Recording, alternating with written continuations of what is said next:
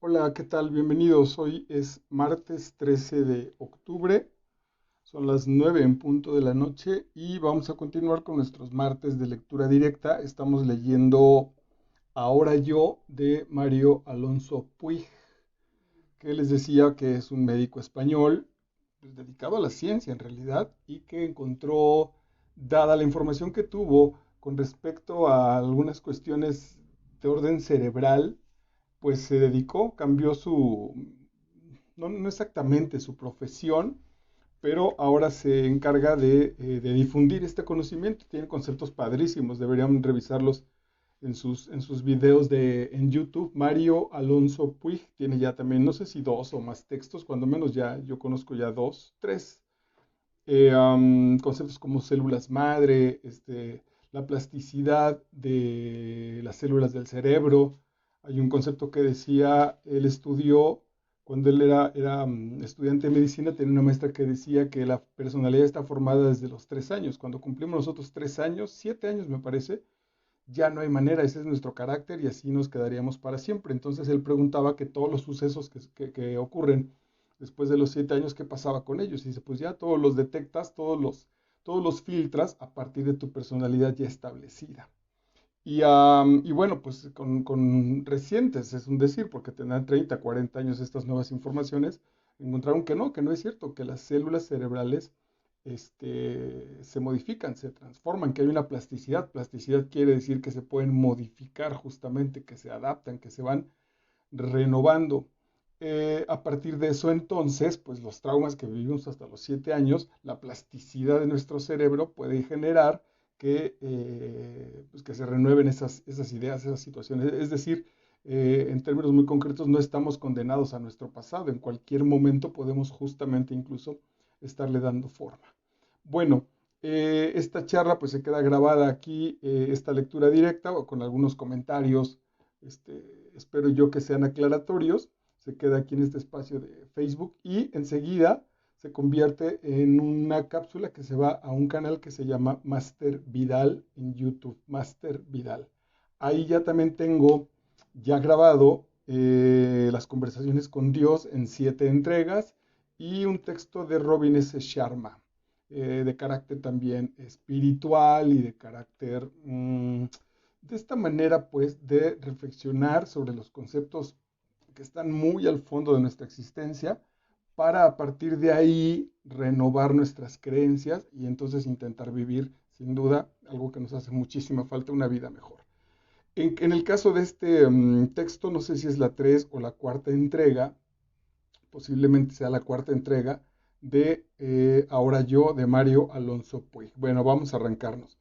Si estás siguiendo la lectura conmigo y tienes tú el texto, vamos al último párrafo de la página 99. Ahí nos quedamos el martes anterior y dice, por eso me gustaría hacerle una propuesta. Cuando usted vea que darle vueltas y vueltas a algo solo le produce irritación y desesperanza, es inútil que siga pensando una y otra vez sobre lo mismo porque está usted dentro de su plano de máquina biológica. Ok, ahorita lo aclaro. Completamente englobado por ella y por lo tanto es incapaz de pensar creativamente. Cuando usted se desespera porque después de hacer esfuerzos durante años por cambiar, ve que no ha cambiado, es importante que se dé cuenta de que lo que usted ve no es la única realidad que existe. Sin embargo, es la única que va a poder ver si no se eleva del plano y alcanza una nueva perspectiva. Esto es muy, muy interesante. Por eso hay que ir a renovar nuestros pensamientos primeros que están instalados a partir del pasado. Si esos no se modifican, todas las estructuras van a seguir estando sobre la misma base. Y entonces, si tenemos una base, por ejemplo, hablando en arquitectura o en ingeniería, que no soporta los temblores, y cada temblor se nos cae la casa, pero no vamos a la tierra y modificamos la estructura y la cambiamos por una que flote, o no sé qué esté diciendo con precisión en términos arquitectónicos, no soy experto en eso, pero si no modificamos la estructura, la casa se nos va a estar cayendo con las crisis, con los temblores, y ya la hemos cambiado 30 veces, y la haremos una vez más, porque la base otra vez no está modificada. Ahí es donde hay que generar el cambio. Cuando usted no comprende ciertas cosas, no aprende lo suficientemente rápido o no se siente capaz de alcanzar sus metas.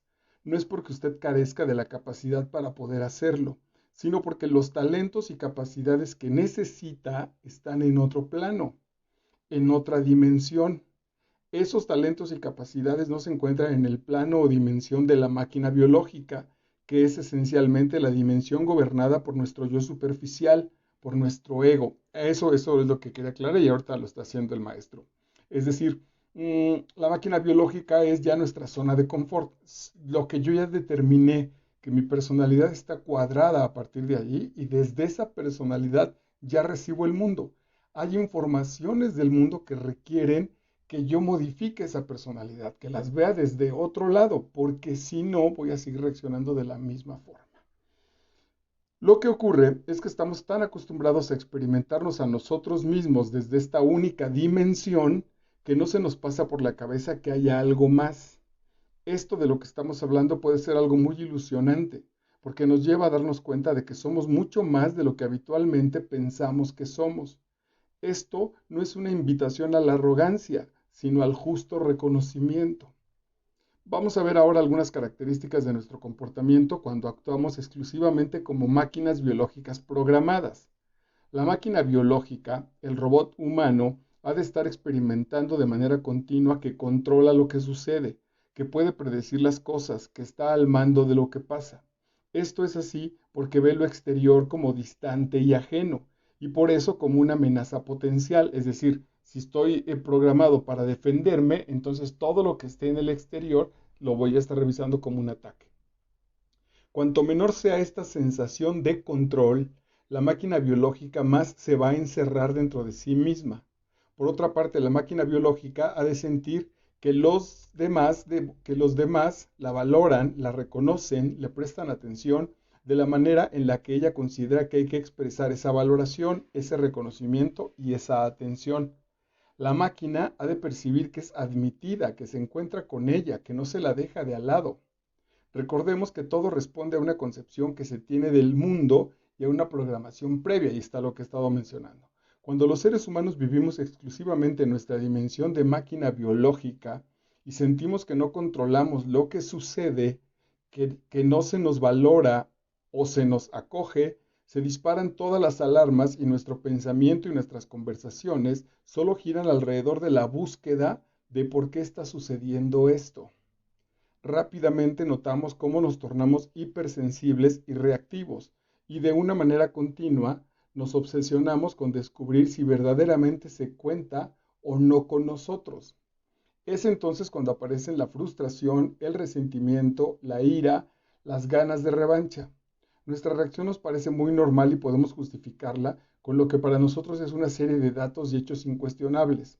Sin embargo, todo lo que está sucediendo precisamente dentro de la máquina y por lo tanto de esa dimensión no puede salir nada realmente valioso ni constructivo.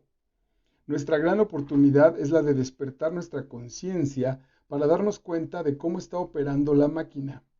Si podemos contemplarnos como si estuviéramos fuera, observando curiosos el funcionamiento de la máquina, es porque ya no somos solo máquinas. ¿Okay? Si en ese momento fuéramos solo máquinas, no podríamos observar a la máquina, porque estaríamos plenamente envueltos en ella. Por eso insistía mucho en el ejercicio de gestión del miedo en que nos observáramos, porque quería que lográramos poder crear ese espacio desde el cual se observan las reacciones de la máquina humana. Bueno, si estás acompañándonos por primera vez en esta lectura, si no has seguido la anterior, se refiere a que cuando yo discuto con alguien, genere la capacidad de salirme de mí para ser testigo de la escena que estoy elaborando. Cuando estoy dentro de mí, reaccionando como máquina biológica, sigo queriéndole imponer mi punto de vista a la persona con la que me estoy peleando, por ejemplo, con la que estoy discutiendo. Cuando salgo y observo esa escena, puedo entonces notar con mayor tranquilidad lo que el otro dice o incluso mis propias reacciones ante lo que dice. Es muy probable entonces que haya un asunto de una comunicación no coordinada entre esas dos personas. Es muy fácil resolverlo desde afuera, pero como no tengo esa capacidad para salirme, no es que no la tenga, sí la tengo, pero no la sé usar, que para el caso daría lo mismo, entonces sigo bajo la misma reacción. Usando la metáfora del pez dentro del agua, el pez no puede observar el agua como si fuera un pájaro, porque está completamente envuelto por dicha agua, y por lo tanto no puede tener conciencia de nada que sea externo a dicha agua. ¿Ok? Es decir, su mundo no está considerado con respecto a que haya algo más que agua. Cuando vive en el pleno del agua, ni se le pasa por la cabeza que existe el plano de la tierra o del aire, está lo que decía. La importancia de aprender a salir de la dimensión de máquina es que nos permite acceder a un espacio de descubrimiento y abundancia, a partir del cual se puede crear una vida nueva. Por eso es súper importante, pues, porque ahí afuera están las soluciones a mis problemas.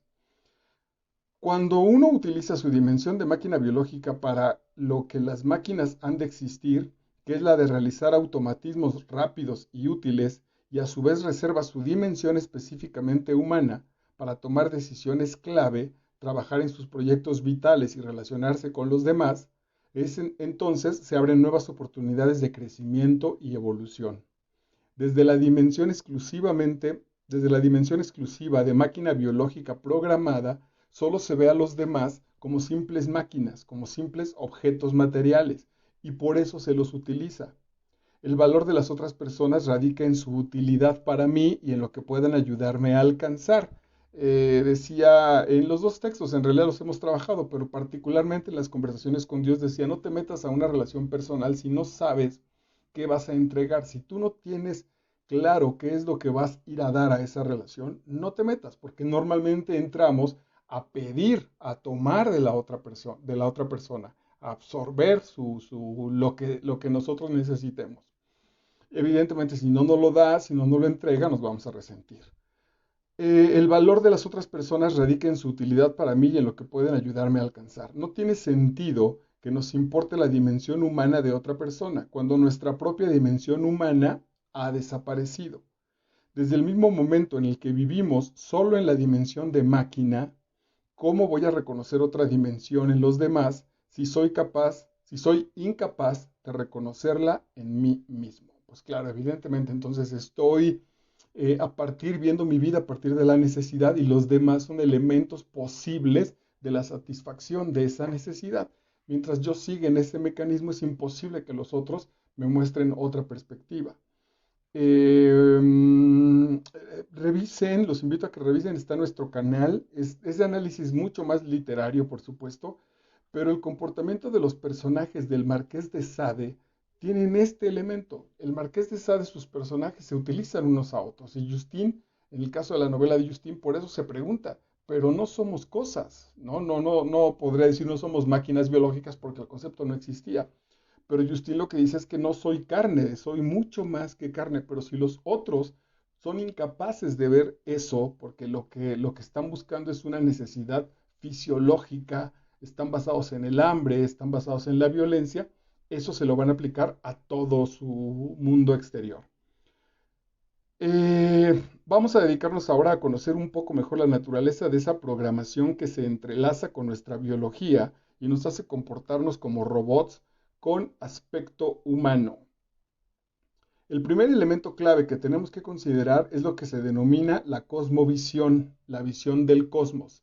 Cosmos, la palabra cosmos originalmente significa orden. Entonces, claro, automáticamente nuestro cerebro está diseñado para aplicar orden. Lo primero que vemos, enseguida intentamos explicarnos qué sucede, desde dónde está. Alguna vez hice un viaje a Santiago de Chile y durante un buen rato junto con mis amigos era cosa relativamente inevitable. No logramos generar la experiencia porque nos pasamos el recorrido en el centro histórico de Santiago de Chile comparándolo con nuestros propios contextos, con el centro histórico de México. Entonces, por ejemplo, en Santiago de Chile, el edificio de Bellas Artes es un edificio que comparado con nuestro palacio, esto solo es un adjetivo con el que voy a jugar, es una ridiculez. El centro de Bellas Artes, el centro de reunión de las Bellas Artes en Santiago de Chile es un edificio súper simple que otra vez comparado con nuestro palacio, con las instalaciones que aquí tenemos, resultaba ridículo. O el Palacio de la Moneda fue sin duda también comparar el tamaño de la plaza del Palacio de la Moneda con el Zócalo, etcétera, Entonces, el asunto era que no nos podíamos despegar de la comparación con lo que conocíamos. Es inevitable porque es nuestro referente para poder explicarnos la realidad. De ahí a poner valores estéticos y cuál nos gustaba más y cuál es mejor, y etcétera, ya era un vicio que nosotros pudimos haber detenido desde de parte de nuestro cerebro. En las cosas no tiene mucha trascendencia. El ejemplo puede ser básico y puede ser incluso hasta vano, pero ¿qué sucede si cambio de grado en la escuela y mi maestro anterior era muy bueno y el otro lo comparo con este maestro que era muy bueno y entonces no va a resultar? No me voy a poder adaptar a la siguiente clase porque no voy a dejar de estarlo comparando con el maestro excelente que perdí. O si soy papá y mi primer hijo fue maravilloso y entonces fue un niño que se portó increíble y como bebé dormía y no daba lata y bla, bla, bla. Y cuando llegue el segundo hijo y tiene otro temperamento, si lo comparo con el otro voy a generar mucho daño, porque incluso entonces le voy a generar un trauma y hasta posiblemente un odio, un resentimiento al segundo hijo con respecto al primero, porque no he dejado de compararlo con la perfección del otro. Ahí hay peligro, ahí ya hay tensión, ahí hay situaciones psicológicas que pueden ser muy peligrosas. El primer elemento clave que tenemos que considerar es lo que se denomina la cosmovisión. Se trata de una representación mental que todos tenemos de cómo es el mundo y de cómo somos nosotros. Esta cosmovisión marca todas nuestras referencias de comprensión, de interrelación y de aprendizaje. Ahí está lo que les decía, comparar el Bellas Artes de Santiago de Chile con el de México nos permitió reconocerlo y determinar posiblemente el valor de uno ante el tamaño del otro, etcétera, etcétera. Aunque yo viva dentro de un mundo más grande, que es el que existiría aunque yo no existiera, también vivo como si el único mundo que existiera fuera el que yo he generado en mi mente.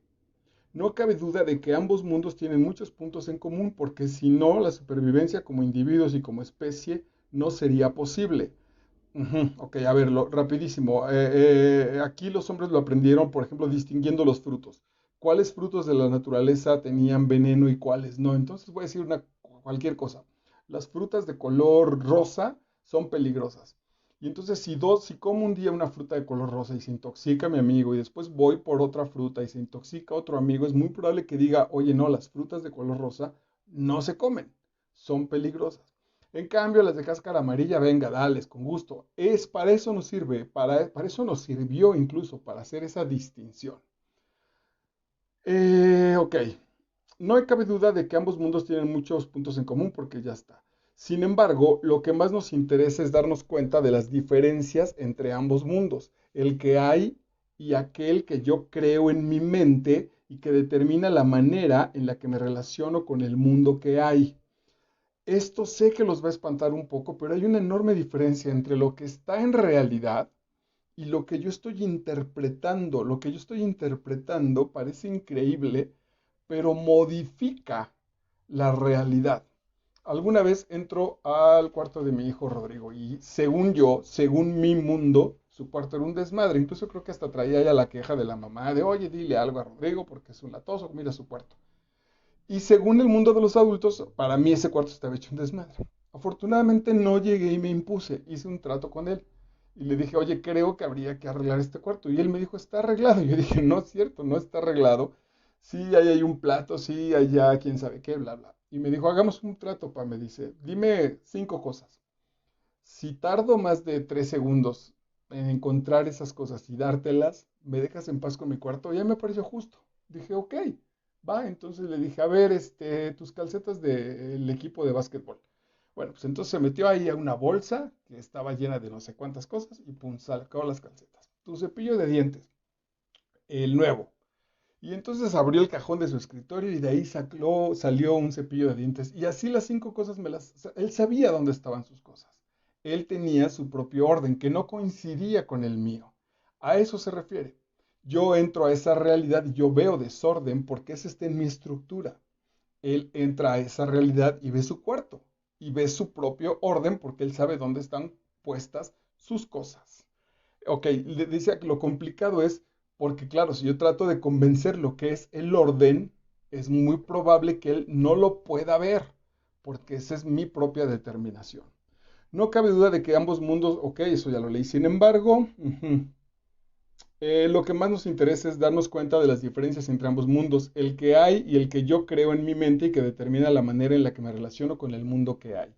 Yo puedo estar tan apegado a mi visión personal del mundo que aunque en la realidad no pueda darme, que aunque en la realidad no pare de darme batacazos, madrazos, buscaré cualquier otra explicación que no sea que la lectura que estoy haciendo del mundo es incorrecta o incompleta. No obstante que me esté cayendo, no obstante que la vida no me funcione, entonces, si yo estoy muy estructurado con esa situación, voy a ser capaz de buscar las justificaciones para no perder el punto de vista de tener la razón.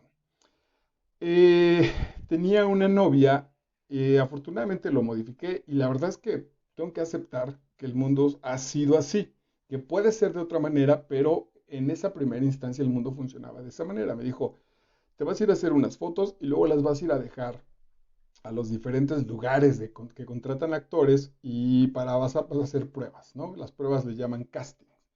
Y yo estoy en contra de esa mierda, me parecen abusivos, no me gustan, etcétera, etcétera. Pero bueno, los últimos dos trabajos los he conseguido a partir de un casting. Es decir, llevé mis fotos, me llamaron, me hicieron la prueba y me quedé.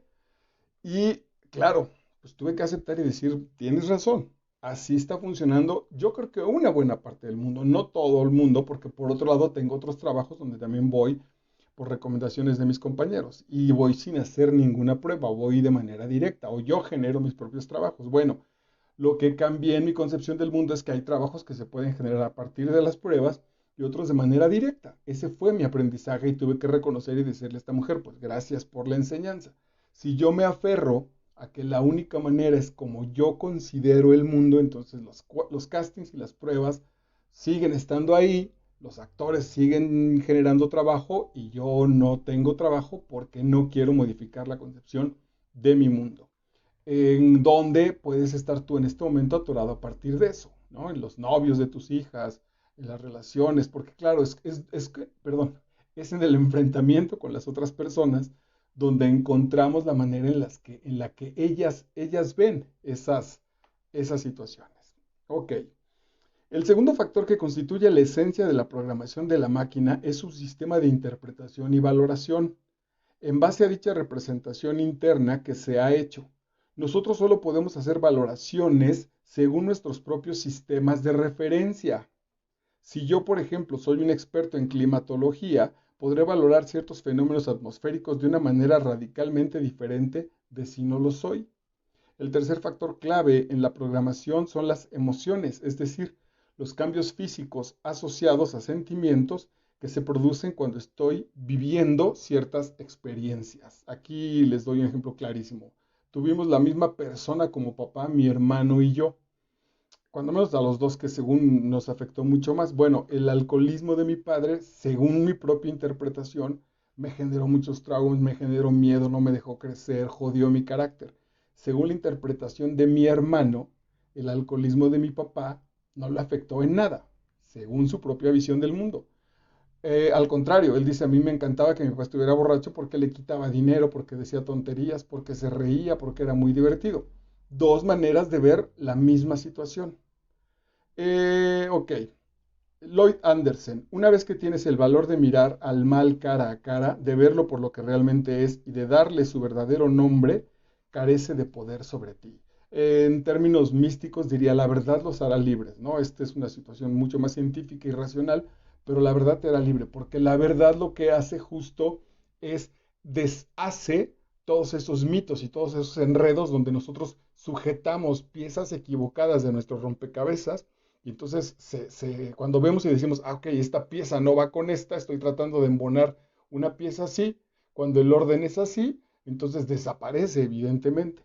Si comprendemos la manera en la que interactúan estos tres elementos, podemos entender mucho mejor cómo funciona la máquina humana y es entonces cuando podemos gestionarla de una manera mucho más efectiva.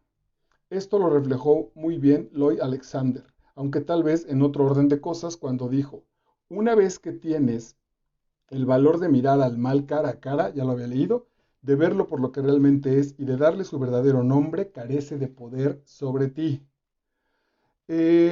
No sé, ya lo platiqué en alguna de estas charlas. Quizá uno de los asuntos más complicados de mi personalidad fue un día donde en una noche ahí, combinada con unos tragos, no estaba absolutamente borracho, pero sí combinada con unos tragos, de pronto me di cuenta que estaba yo siendo muy atraído por una niña de 10 años y me espantó terriblemente. Entonces dejé de beber, estaba yo con la pareja con la que en ese momento vivía, le dije, vámonos a nuestra casa, nos fuimos a la casa, tuve el valor de compartírselo, lo digo porque justo en vez de tragármelo fue tal mi espanto y tal mi situación de algo me está pasando, que se lo confesé, bueno, se lo compartí esa misma noche. Yo creo también tan cargado de emoción honesta y de profundo dolor, porque la niña esta, a la que yo estaba, a la que según yo me atrajo, era muy cercana a nosotros, o sea, podía pasar por nuestra hija. Y entonces me espanté muchísimo, ella lo entendió muy bien, me acuerdo que lloré ahí a su hombro un rato, estaba muy asustado, prometí dejar de beber y bueno, fui a una consulta con un amigo psicólogo y en un par de sesiones estuve yo del otro lado de manera maravillosa. No voy a alargar qué estaba sucediendo, era una cosa con una ternura que yo había abandonado con respecto a mí y que esa niña y en realidad muchos otros niños habían estado despertando, pero esta niña que estaba ya pescándola a partir estaba por entrar a su adolescencia, entonces los dos factores se combinaron, del asunto de que se estaba convirtiendo en una mujer sexualmente mucho más poderosa que una niña, sin duda, y la otra, la parte que yo le proyectaba, la parte de la ternura con la cual yo ya no vivía, que ella representaba para mí, fue muy fácil. Y una vez que apareció, de verdad, o sea, esa niña la volví a ver, ella jamás se enteró, ni hubo problema con nada, no pasó absolutamente nada, fue maravilloso. Me refiero a ese punto, que no guardé nada, no hice interpretaciones, solo dije, hay algo aquí que no estoy controlando, que alguien me ayude. Platiqué el asunto con toda verdad y miren, ¡fum! Se deshizo. Pongamos un ejemplo en este sentido. Eh, sí, imaginemos que yo me siento mal porque estoy teniendo una experiencia física dolorosa que me genera un sentimiento conectado al dolor. Puede ser que tenga una infección en la muela y que eso me genere dolor porque el cuerpo llama la atención sobre algo que está mal, a fin de que lo solucionemos. Sin embargo, yo también puedo sentirme mal porque me siento rechazado. Algo me avisa de que mi necesidad de ser aceptado y de pertenecer no está cubierta, y eso me impulsa a hacer algo. De la misma manera que cuando aparece la infección en la muela, se ponen en marcha de forma automática una serie de mecanismos para hacer frente a la infección y devolver la salud. También, cuando siento el dolor del rechazo, se activa de manera automática una serie de mecanismos para sentirme aceptado. ¿Ok? Cada uno utiliza diferentes mecanismos, aunque existen patrones comunes. Por ejemplo, hay personas que se someterán a otras simplemente para sentirse aceptadas. También hay personas que intentarán llamar la atención y hablar de sus éxitos pasados, presentes o futuros para hacer valer su posición. Hay otras personas que desplegarán cargos y posesiones para deslumbrar a los demás. También hay algunos que sencillamente en su interior acusarán, despreciarán, empequeñecerán a los que supuestamente los marginan para tener la sensación de que son tan insignificantes que no hay que tenerlos en cuenta. Finalmente están los que se aíslan y se encierran en sí mismos para intentar no experimentar el dolor. Todos esos patrones de reacción son muy rápidos y cada uno de nosotros con mayor o menor facilidad puede descubrir el que utiliza con mayor frecuencia. Por eso decía que poner atención a nuestras propias situaciones. La máquina humana reacciona con estos patrones de conducta no solo cuando no se siente aceptada, sino cuando siente que no tiene el control o no es valorada. Ahí está el desafío del cambio, en el hecho de que hay que salirse de la dimensión de máquina y entrar en una dimensión radicalmente diferente, una dimensión en la que las cosas se experimentan de una manera muy distinta. La programación que se entrelaza con nuestra biología funciona como si fuera una narrativa, un guión de vida. En las sesiones de coaching, en algunos grupos de transformación personal, a esto le llaman las conversaciones. Lo que te dices, lo que te estás diciendo acerca de ti o de tus acciones con respecto al mundo que tienes enfrente. Eh, la máquina humana reacciona de acuerdo a esa historia que nos contamos a nosotros mismos Y en esa historia ya está descrito y bien definido quiénes somos. Es como si fuera el guión de un actor en el que está perfectamente descritos, en el que están perfectamente descritos la manera en la que han de reaccionar ante determinados eventos, ¿no? Cuando el director nos dice, bueno, aquí te emocionas, aquí lloras, aquí abrazas de felicidad, etcétera, etcétera. No es tan radical, pero es un buen ejemplo. La forma en la que ha de pensar en relación a ciertas cosas y lo que tiene que sentir cuando vivas ciertas experiencias. El problema es que a este actor se le olvida que tan solo está representando un guión, una narrativa, un papel. Para este actor que sufre la pérdida del recuerdo, que solo está representando un papel, pedirle que salga de su papel es como pedirle que vaya más allá de lo que parece posible. Claro, yo voy muy tranquilo, bueno, normalmente voy muy tranquilo a las obras de teatro. Digo, en realidad, digo, me reí porque hay obras muy cansadas, hay obras que pasan por momentos muy fuertes, muy violentos, que al terminar la sensación no es necesariamente agradable, es una sensación muy agotadora. Sin embargo, hay muchísima seguridad. Jamás pensaría que voy a entrar a una obra de teatro en la que mi vida esté en juego, esté en peligro. No, no lo haría. Eso me deja muy tranquilo. Incluso eso, después al paso de la obra, lo que genera justo es una enorme satisfacción. Bueno, en la vida es exactamente el mismo proceso, pero como no tenemos la capacidad de despegarnos, es como si de pronto yo les empezara a decir a mis compañeros actores que la obra no se acabe, porque cuando se acaba la obra, se acaba la vida. Ellos me dirán, pues estás loco, te metiste algo, vienes pacheco, etcétera, etcétera, porque no es cierto. Cuando la obra se acaba, tú regresas a ser Marco Vidal y te vas a tu casa y bla, bla, bla.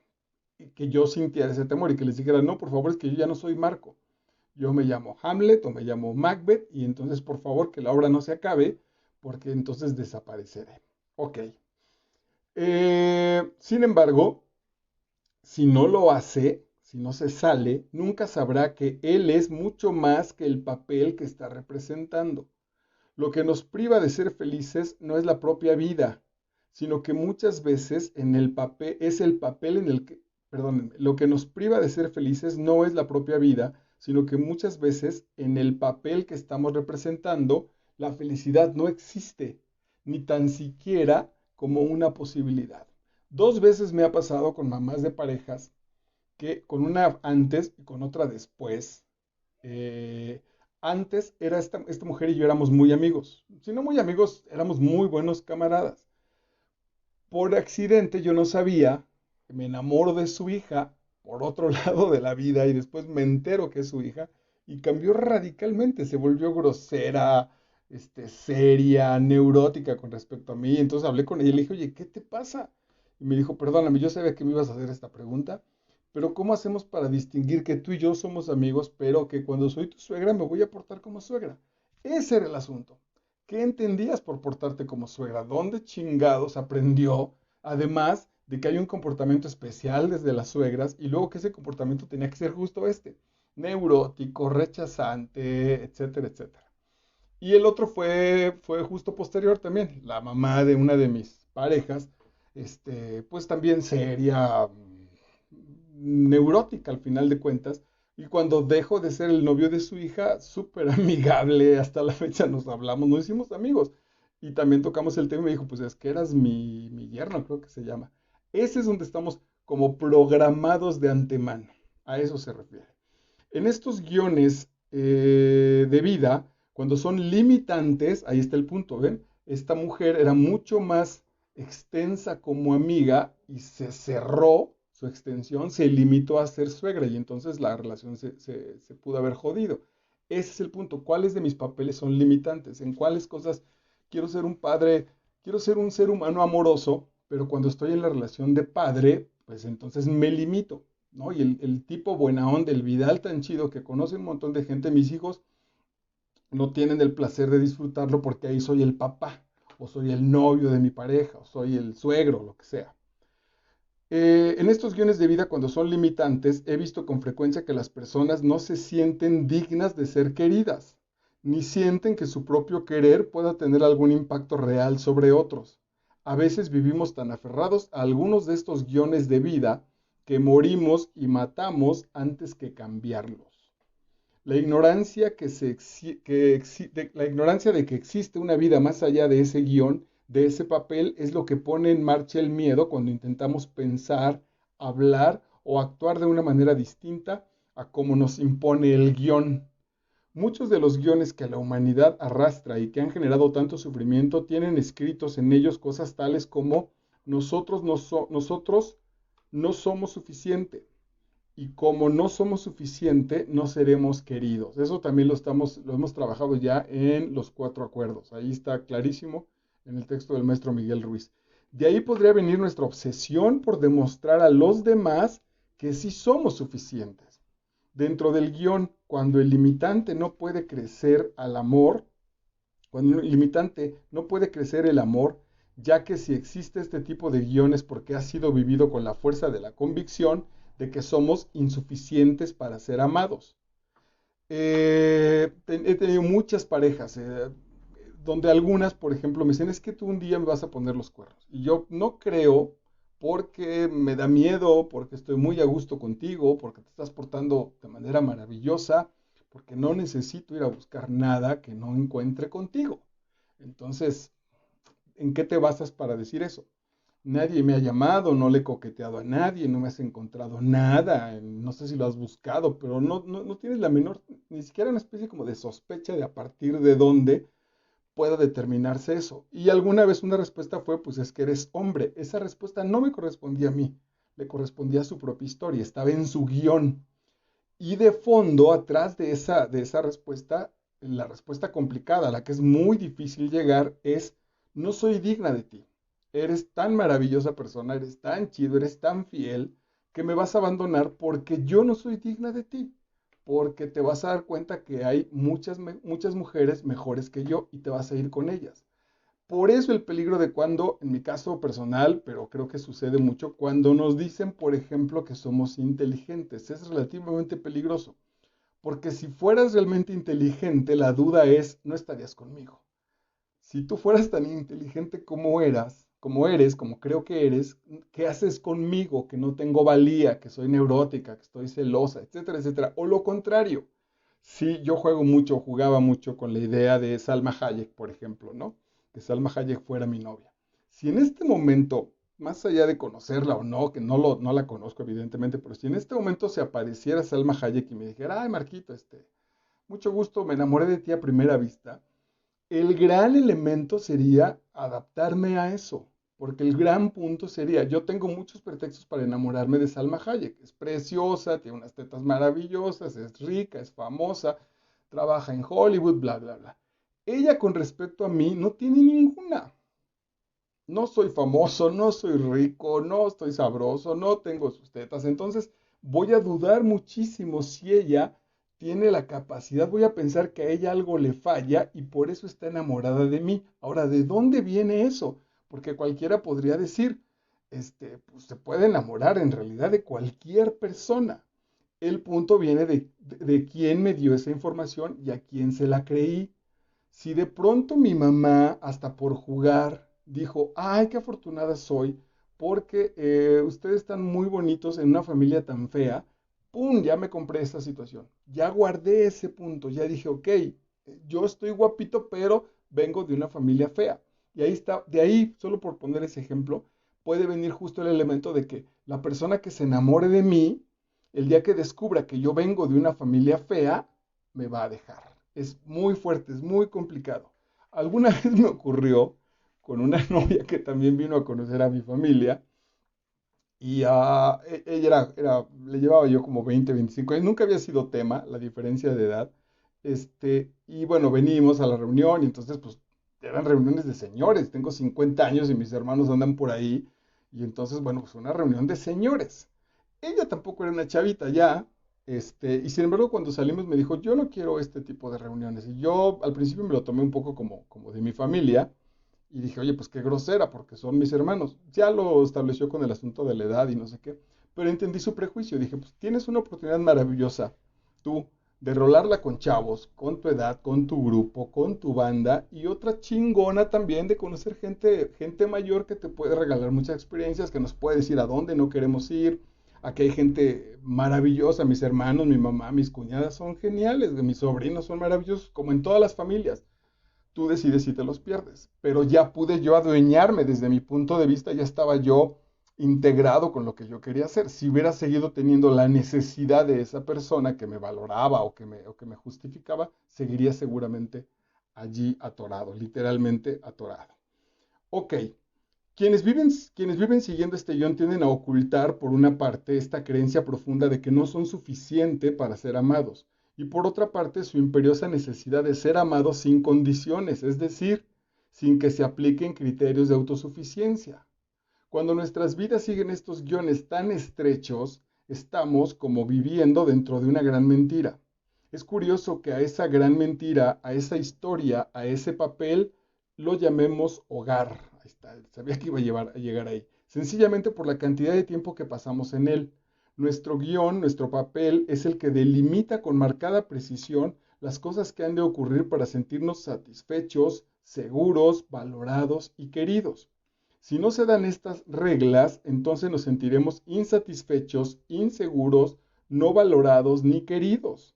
Sin embargo, cuanto más nos aferramos a nuestro papel conocido, menos podemos crecer y evolucionar. Por eso toda transformación real sucede cuando trascendemos dicho papel y vamos más allá de lo que esperamos de nosotros o de lo que otros esperan de nosotros.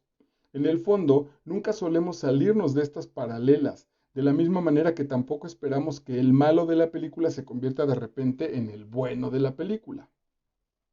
Esto nos desconcertaría a todos. Sin embargo, si queremos ir más allá y descubrir lo que de verdad es posible alcanzar, tenemos que cambiar radicalmente lo que esperamos de nosotros mismos. Atención con eso. Tenemos que cambiar radicalmente lo que esperamos de nosotros mismos y rodearnos de esas personas que nos inspiran a desplegar lo mejor que hay en nuestro interior. Para esto acabo de grabar ya hace 3 semanas, tengo unas cápsulas sobre un texto maravilloso que se llama Mujeres corriendo con lobos, y una de ellas trata sobre el patito feo. Esa es la historia. El patito feo, cuando descubre que es una águila hermosa, pues tiene que cambiar de ese contexto, tiene que cambiar de las personas o de los animales con los que normalmente pensaba. Fue doloroso, sí, claro, porque llegó a pensar que las gallinas y los pollos eran su mamá y sus hermanos. A nuestra familia hay que amarla, pero a nuestros colaboradores, me falta un renglón. Es esta fe, que es fe porque se cree sin evidencias, la que va a ayudarnos a despertar. A nuestra familia hay que amarla, pero a nuestros colaboradores además hay que escogerlos, porque solo la gente que nos está desafiando continuamente para que rompamos viejos moldes es la que va a ayudarnos a experimentar vidas más grandes y enriquecedoras. Bueno, ahí seguro a nivel trabajo, a nivel amigos, pareja sin duda, no tenemos por qué tener ningún miedo a expresar nuestra grandeza. Si no nos empujamos a nosotros mismos para llegar hasta los límites de nuestro papel y luego traspasarlos, no descubriremos ni quiénes somos en realidad ni el verdadero potencial que podemos llegar a desplegar. Todos tendemos a huir de aquellas áreas en las que nos sentimos pequeños e incompetentes, sin acordarnos de que también nos sentíamos incompetentes cuando, siendo todavía unos niños, empezamos a aprender y atarnos los zapatos. Claro, hubo un momento en que ahora, si te preguntas, si te sabes amarrar los zapatos, si alguien de tu edad, si eres mayor y te preguntas si te sabes amarrar los zapatos, seguramente lo verías extraño y dirías, ¿qué me estás preguntando, güey? Por supuesto que sí. Sin embargo, hubo un momento en nuestra existencia donde no sabíamos hacerlo. Recordemos que vivimos de acuerdo a quienes creemos que somos, y por eso, si creemos que solo somos nuestro papel, nuestra historia, nuestra narrativa, viviremos de acuerdo a cómo ellos nos describan y definan, y no a cómo realmente somos. Evidentemente, pues la historia del patito feo. Somos pues plenamente conscientes de hasta qué punto estos guiones, cuando son limitantes, nos hacen dependientes de las circunstancias exteriores y de la poca o ninguna libertad interior que permiten. Si yo, por ejemplo, necesito que me digan 5 veces al día lo maravilloso que soy y solo me lo dicen 4, me sentiré frustrado y herido. Nosotros no somos conscientes de estas reglas que actúan en nuestro interior. De lo único que somos conscientes es de esas experiencias de inseguridad, de falta de valoración y de falta de aceptación. Y es a partir de estas experiencias que ponemos en marcha nuestras acciones. Lo que todos, sin excepción, podríamos hacer si estuviéramos fuera del papel sería extraordinario, pero lo que normalmente hacemos desde nuestro papel es decepcionante, claro, porque es limitante. Nos cuesta mucho salirnos de ese papel conocido y representado una y otra vez. O somos plenamente conscientes de que es preciso trascender dicho papel, dicha historia, y que nadie va a hacerlo por nosotros, o nuestra vida no será una creación, sino una mera representación de un papel. El actor solo tendría cierta vida mientras esté siguiendo su guión. Fuera de él no existiría porque no hay espacio para la improvisación. Nuestro papel se creó en nuestro pasado y nosotros, a base de seguir representándolo en el presente, lo proyectamos inevitablemente en el futuro. Bueno, sin duda, frase dominguera. Por eso, no puede surgir nada nuevo de nosotros ni puede aflorar nada extraordinario hasta que vayamos más allá de dicho papel y exploremos qué es lo que hay en ese otro espacio que está más allá de dicho guión. ¿Qué sucede si me salgo de esa posibilidad tradicional? Hemos llegado, querido lector, al final del soporte conceptual que es imprescindible tener para comprender cómo salir de la dimensión de hombres-máquina y entrar en esa otra dimensión donde verdaderamente se halla el potencial humano. Es ahora cuando hemos de comprender el proceso para reclamar nuestra libertad interior, porque mientras pensemos que estamos actuando como seres libres, no haremos nada. Atención, hay un engaño. Mientras estemos pensando que somos libres, no vamos a hacer nada. Solo el reconocimiento de que dentro de la dimensión de máquina no hay libertad interior y la aceptación de que durante una gran parte de nuestro tiempo la única dimensión que experimentamos es precisamente la de máquina, nos animarán a comprender, a emprender el camino de la liberación. Solamente si reconocemos que estamos atrapados en este personaje de máquina, nos vamos a liberar. Si alguno de ustedes está diciendo, ya, claro, yo ya lo sabía eso, yo soy libre, no creo yo tenerla, no sé si creerles básicamente, pero lo que es seguro es que no van a generar un cambio. Esos se quedarán tal y como están. No dejaremos de tener una dimensión de máquina, pero seremos mucho más que una máquina. Seremos seres humanos completos y libres. Tendremos una máquina, pero no seremos una máquina. Pues es muy lindo, está muy claro. Tenemos una biología, pero no soy propiamente la biología.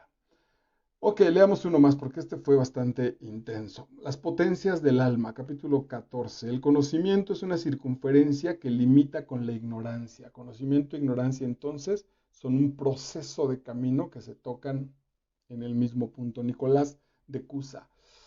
Tiene sentido también en que la ignorancia me lleva a caminar. Y regreso al mismo punto, ahora donde ya no soy ignorante, para descubrir que hay un camino delante de mí nuevo por encontrar, nuevo por descubrir, para descubrir que aprendí algo, pero lo que me falta todavía es muchísimo más. Y eso que me falta es absolutamente inagotable, porque es justo el motor de nuestras acciones. Como la libertad interior del hombre y nuestra capacidad a partir de ella de trascender viejos guiones y de decidir nuestro propio destino es lo que vertebra este libro, necesitamos seguir ahondando en algunos aspectos de dicha libertad interior y de su relación con el alma. Si consideramos por un momento el concepto de alma equiparable al de conciencia, podríamos decir que despertar nuestra conciencia es despertar nuestra alma. Cuando nosotros despertamos, entramos en contacto con un mundo nuevo.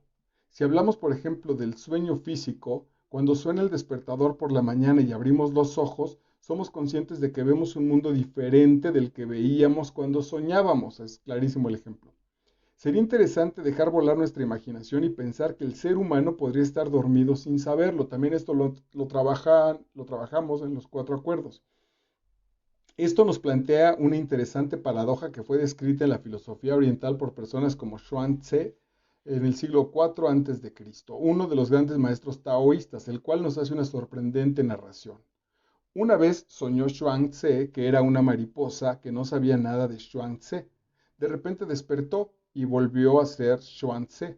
Ahora ya no sabe si Zhuangzi era una mariposa o si la mariposa soñó que era Zhuangzi. Despertar nuestra conciencia es darnos cuenta de una realidad muy diferente de esa que estábamos soñando. Durante el sueño, nosotros no somos libres de elegir lo que soñamos. Nos vamos encontrando situaciones, evidentemente. Bueno, hay los conceptos y los textos del maestro, del chamán, se me ha escapado, Carlos Castaneda, hablan de que, claro, después de un trabajo chamánico y de profundidad interior muy, muy poderoso, podemos llegar incluso a manipular nuestros sueños. Durante el sueño nosotros no somos libres de elegir lo que soñamos. Hay una serie de mecanismos mentales que solo conocemos en parte y que son los que deciden. Cuando estamos despiertos tenemos la sensación de que somos libres para elegir. Y si esto, como hemos visto en el capítulo anterior, fuera muchas veces tan solo un espejismo, una ilusión, la única manera de poder decir si esto es cierto o no es que seamos capaces de despertar de este sueño lúcido. Tal vez entonces nos demos cuenta de que efectivamente mucho de este tiempo que habíamos dado por hecho que estábamos despiertos, en realidad seguíamos dormidos, aunque en un sueño diferente, un sueño de la libertad. Bueno, las comillas las estoy generando yo, en el libro no aparecen. A lo largo de los siglos, desde distintas corrientes filosóficas se nos ha llamado la atención sobre esta necesidad imperiosa que tiene el ser humano de despertar. Bueno, aquí pensaba, básicamente el que lo plantea incluso de manera directa, lo trabajaré muy pronto, es La vida es sueño de Pedro Calderón de la Barca. Para ello han propuesto distintas vías que van desde el ayuno a la meditación, pasando por movimientos especiales, cánticos o por la misma oración. Todos ellos entiendo que buscan lo mismo, despertar la conciencia dormida, despertar nuestra alma para que viendo esta nueva realidad actúe teniendo presente ese mundo nuevo que ahora se está contemplando. Cuando las personas despertamos, empezamos a contemplar realidades radicalmente diferentes de las que antes contemplábamos, porque nuestra mirada, al ganar en profundidad, nos permite ver ahora lo que antes estaba oculto. Detrás de la agresividad de algunas personas vemos su profunda infelicidad y su necesidad extrema de sentirse valiosas y queridas, por supuesto. Ok. Detrás de nuestras reacciones automáticas no vemos la torpeza o la maldad, sino el condicionamiento durante años para reaccionar como lo hacemos. Detrás de todas nuestras conductas, hasta de las más extrañas, descubrimos estrategias más o menos efectivas para sentirnos seguros, valiosos o acogidos.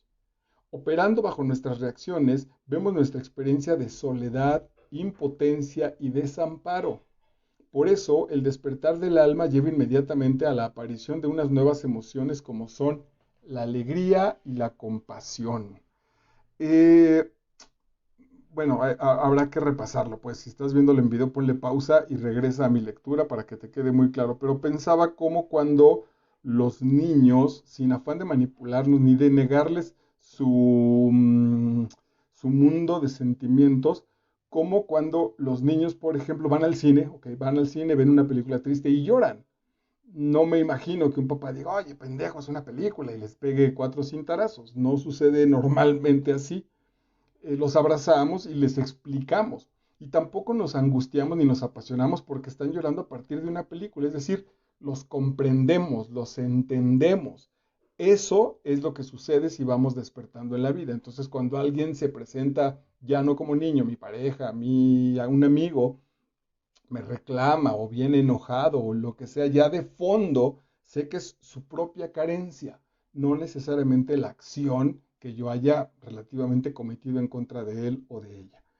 Cuando despierta el alma, nos damos cuenta de las múltiples veces en las que rechazamos lo que la vida nos envía porque solo somos capaces de ver en ello sufrimiento.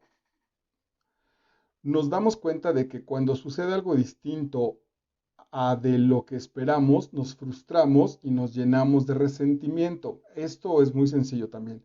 Mientras generes expectativas, estás en este mecanismo. Las expectativas, si no se cumplen, te llevan a la frustración. Solo estando verdaderamente despiertos, somos conscientes de hasta qué punto estamos enfrentados a la vida. Oculta, agazapada, tras este rechazo, está la parte más oscura del hombre, su soberbia, su arrogancia, su convencimiento de que a él nadie tiene que enseñarle cómo ha de vivir, ni siquiera la propia vida. Aquí es muy probable, si estás viendo esto con alguien y de pronto te comenta qué estás viendo y tú, pues una charla aquí como de autoayuda, Ay, no, pinches temas, para eso no se necesita. Es eso justo, es la especie de soberbia de que esto nadie nos lo tiene que aprender, nadie nos lo tiene que enseñar, perdón, y sin embargo sí, por algo lo estamos elaborando. Ahora, es válido entrar y revisar, pero sin ese prejuicio, si entramos y determinamos nuestro prejuicio antes de conocer el asunto, estamos moviéndonos a partir de esa negación. Solo el despertar del alma puede ayudarnos a descubrir lo absurdo que es vivir enfrentados a aquello que nos supera. La criatura no acepta que pueda existir un creador ni una sabiduría infinita. Cuando despierta nuestra alma, descubrimos que toda esa sensación de insuficiencia, de impotencia y de incapacidad que muchas veces nos acompaña en la vida es el fruto de una definición, de una descripción que hemos hecho de nosotros mismos y que no representa toda la realidad. Solo un alma que haya despertado puede darse cuenta de la distancia que existe entre lo que hacemos y lo que podríamos llegar a hacer. Hay que tener en cuenta que cuando nuestra alma despierta, también despiertan sus potencias, la sabiduría, la creatividad, la energía, la belleza y el amor. No hay nada más hermoso que cuando la sabiduría y la bondad actúan juntas. Nuestra alma despierta no solo ve ahora con mucha más claridad lo que existe, sino que además puede poner en marcha todas sus potencias para crear un impacto transformador. Nosotros no podemos despertar nuestra conciencia, nuestra alma a voluntad. Lo único que podemos hacer, y ya es mucho, es reconocer con humildad que muchas veces vamos por la vida como si estuviéramos dormidos. Ese es el primer elemento de reconocimiento. No estoy diciendo ya mañana me activo o al rato y ya tanta. No, no está en mi capacidad. Lo que sí puedo determinar es decir, ok, la verdad es que vivo dormidote, vivo ciego. Es a partir de aquí cuando podemos poner las condiciones adecuadas para que se produzca ese despertar. También ya lo tenemos trabajado aquí en nuestras cápsulas literarias, el tema de Edipo Rey. Él era ciego cuando tenía ojos y tuvo que perder esa mirada exterior para mirar hacia adentro. El otro gran ejemplo literario que también ya está desarrollado es El Principito de Antoine de Saint-Exupéry. Justo, ¿no? Las cosas valiosas para la vida no se ven con los ojos biológicos. Ujú. Nosotros no podemos, ya está. Cuando el alma despierta de su sueño, descubre que es la propia dimensión de máquina la que la tenía dormida. De la misma manera en la que contemplamos en la película Matrix, cómo las máquinas se rebelan contra los humanos y los meten en un sueño, haciéndoles creer que están despiertos y obteniendo la energía de ellos. ¿Ok? La dimensión de máquina nos mete a nosotros en un sueño y nos hace creer que estamos despiertos. Quien se cree despierto jamás se planteará la necesidad de despertar, porque simplemente resultaría absurdo. Claro, no, pues yo estoy despierto, entonces, ¿de qué despierto si no estoy dormido, justamente? Cuando el alma despierta, la máquina ha de volver a tomar su papel, que no es otro que estar al servicio del alma, de la misma manera que cualquier máquina ha de estar al servicio del hombre y no al revés. Esto, sin embargo, no le gusta a la máquina gobernada por el ego, la cual se rebela contra todo aquel que quiera reducir la importancia de su papel. Simplemente reflexionemos en cómo han sido tratadas algunas de las personas que han invitado a despertar a una humanidad que se aferraba a su voluntad de poder y que por tanto estaba deshumanizada. A Cristo se lo llevó a la cruz, a Sócrates se lo condenó a beber cicuta y a Confucio se lo desterró durante una gran parte de su vida. Cuando Marianne Williamson dice que el ser humano no tiene miedo a su oscuridad, sino a la luz, sino a su luz, sus palabras tienen un gran sentido. Desde la dimensión de hombre-máquina, lo único a lo que se puede tener miedo es a que despierte el alma, la conciencia, porque eso implica que la máquina ha de ponerse de inmediato al servicio de la conciencia. Solo cuando nuestra alma despierta vemos las cosas de otra forma porque ahora somos distintos. Si cambia el observador, también cambia lo observado. Por eso, cuando ahora nos observamos a nosotros mismos desde la perspectiva adecuada, lejos de sentir rechazo, nos llenamos de admiración y de respeto, ya que vemos cualidades sublimes que inducen respeto y vemos también cualidades bellas que generan amor. La nueva visión de uno mismo nos muestra hasta qué punto somos valiosos y hasta qué punto merecemos ser queridos. También nos muestra aquellos recursos que tenemos delante de los ojos y que hasta ahora no habíamos descubierto. Es la nueva claridad que se gana lo que hace que se usen remedios nuevos en lugar de aplicar las mismas estrategias de siempre. que lo único que hacen es resurgir los viejos sufrimientos. Cuando en un mundo de máquinas se despierta, aparecen el milagro y la magia. Tanto el esclavizado como el que esclaviza comparten algo, su ignorancia. El que esclaviza ignora la grandeza que encierra todo ser humano y por eso trata a los demás como simples objetos y no quiere abrirse a la posibilidad de que sean algo diferente. Es decir, aquí no te vayas tan literal como lo están diciendo las palabras. Basta ver si a mi mujer solo ya la veo como mi mujer y entonces la estoy reduciendo a ese rango. Cada vez que intente salirse del rango mi mujer, voy a buscar cancelarla. La tengo esclavizada. El esclavizado ignora el enorme potencial creativo que se halla en su interior. Por eso puede resignarse a lo que hay, pensando que no hay para él otra opción, otra manera de vivir. Por otro lado, si yo considero que mi pareja, que mi mujer, es la única mujer que me va a aceptar, porque desde mi casa mi mamá me rechazó, mis hermanos, bla, bla, bla, entonces estoy esclavizado a sus determinaciones. Algo así nos pasa a nosotros. Nuestra dimensión de máquina de alguna manera esclaviza a nuestra alma, la cual al estar dormida ignora su inmensa grandeza y su enorme potencial. Es cierto que hay opresores capaces de limitar por completo nuestra libertad física, nuestra libertad operativa, y sin embargo, nadie es capaz de limitar por completo la libertad interior de una persona, que es al fin y al cabo lo que determina la manera en la que esa persona va a vivir envuelta en esas circunstancias. ¿Cuántas veces nos rebelamos contra las circunstancias en las que nos encontramos y no hacemos nada para cambiarnos a nosotros mismos y sobre todo para cambiar la manera en la que nos relacionamos con estas mismas circunstancias? Aquello que consiguen ser señores de su propia tierra muchas veces son observados por los demás como si fueran seres afortunados.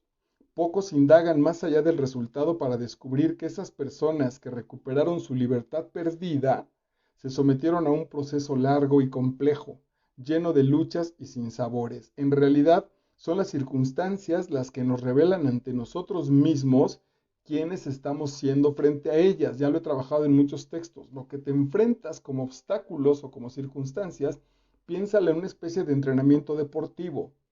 Si fueras a un entrenamiento deportivo o a un ensayo artístico, y entonces tengo que memorizar mis textos, tengo que hacer estos pasos de baile y los practico, agradecería la dificultad de esos elementos porque ya en la función, ya en el partido, los voy a saber desarrollar de manera fluida. Para eso están los eventuales problemas de nuestra vida, para que nuestra alma los supere. Nuestros pensamientos, nuestras creencias, nuestras valoraciones, lejos de permanecer ocultos, se revelan con tremenda claridad a través de esa forma de estar frente a lo que nos ocurre. Es decir, los problemas que enfrentas van a determinar qué tipo de persona eres. Ahí revísenlo, pero yo normalmente me doy cuenta que soy un tipo muy luchón, que soy un tipo que pues que la verdad es que digo, sí he tenido mis baches y me he dejado derrumbar sin ninguna duda y he caído en crisis muy complejas, pero sin embargo la verdad es que las cosas no me dan miedo. Yo de pequeño he reflexionado mucho sobre esto, de pequeño relacioné, no sé por qué, que el sentimiento de miedo estaba igualado con la cobardía. Entonces nadie me explicó, tampoco nunca pregunté si miedo era igual a cobardía. Yo así viví durante mucho tiempo y entonces cada que sentía miedo por lo que sea, en un partido de fútbol, ante una pelea contra un enemigo, frente a un examen, para ligarme a una niña, siempre que sentía miedo, que es natural, que después me enteré que todo el mundo sentimos ese temor, yo enseguida lo relacionaba con cobardía. Quizá a lo mejor, no sé si de manera directa mi papá no era grosero con nosotros, pero si en algún sentido él o la gente que nos rodeaba, al momento de sentir miedo, es posible que sí, miren, ahora lo estoy descubriendo, haya escuchado la frase de no sea puto, por ejemplo, ¿no? Entonces, oye, vamos a jugar, están bien grandotes, ay, no sea puto. Oye, quiero sacar a bailar a esa chava, pero no me atrevo, ay, no sea puto. La idea de no ser puto, que era para mí similar a no seas cobarde, la castigué mucho tiempo. Entonces, durante mucho tiempo sufrí muchísimo porque no había manera de evitar el miedo. El miedo es una situación natural. Y tuve que hacer como muchos esfuerzos para darle vuelta a ese miedo. Entre esos esfuerzos exagerados, pues hubo, por ejemplo, machismo, hubo alcoholismo, hubo abuso de autoridad con respecto a que ese era el brinco de supuesto valor que yo le daba para no mostrar mi miedo. Mientras más gritón o más mal encarado era con mi mujer, mientras más cerrado y más nefasto era con mis hijos, mientras más bebía alcohol, más escondía de manera perfecta mis propios temores, sin reconocer que en realidad todos los que estábamos alrededor ahí o estaban alrededor mío, todos sentían miedo. Hoy que hago esa vuelta de tuerca y que veo y que me permito sentir el miedo y que reconozco cuando siento miedo y que soy capaz de decirle a una chica, oye, me estoy sintiendo celoso y me dice, ¿por qué? Y decirle, pues porque tengo miedo de perderte, con lo que eso signifique, el proceso ha dado un giro enorme, porque entonces ya veo y acepto mis propias situaciones existenciales, ya no las castigo. Y eso me permite esa libertad de la que hemos leído en estos dos temas, ese reconocimiento justo me permite ser libre. Entonces hace poco, en las reflexiones que hacía aquí junto con mis notas y mis cuadernos, pensaba en algunas situaciones, por ejemplo, que justo lo que me faltó en algunas cosas que han pasado en mi vida, las cuales no llegué a un éxito tope y que por lo menos ahora me van a permitir revisar para ir a alcanzar ese éxito que estoy esperando en mi propia vida, no son el miedo, porque hace 10 días hice una escena en una peliculita y evidentemente sentí cómo estaba nervioso mientras me estaban poniendo el maquillaje y empecé a dudar de si me sabía el texto. Ya me lo sabía, me lo aprendí 3 días antes, iba pero perfectamente bien. Me estaban esperando, ya me conocían el director y la producción, sabían quién era yo, sabían de lo que era capaz. Todo estaba dispuesto para generar un trabajo exitoso. Sin embargo, ¿qué tan integrado traigo en mi chip esas cuestiones del temor? Cuando acepté que tenía miedo, cuando de pronto reconocí, dije, ay cabrón, estoy nervioso. No importa, cabrón, no importa que tengas 20 años de experiencia, que conozcas 20 países con tu obra de teatro, que escribas, que seas un buen actor, que hayas tenido las mejores calificaciones de tu pinche escuela. No pasa nada. Tienes miedo, pues acéptalo, reconócelo y ¡pum! Automáticamente eso básicamente abrió otra dimensión, abrió la dimensión de unas posibilidades enormes. Me sentí muy tranquilo, llegué a, cosa que normalmente no hacía, llegué a sugerir que la escena fuera de determinada manera y el director me dijo, sí, está maravilloso, tú eres aquí el que mandas, güey, pues la escena es tuya, los demás solo estamos atestiguándola y entonces pues, resultó una experiencia maravillosa y con una seguridad enorme a partir justamente de eso, de decir, bueno, no importa.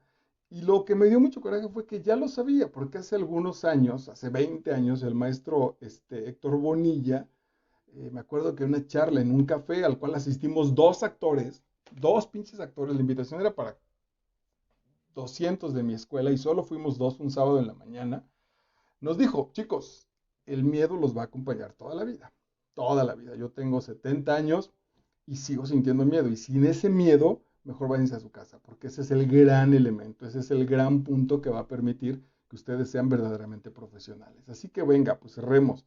Acepta tu miedo porque es la enorme voz amorosa del lugar que te corresponde ocupar.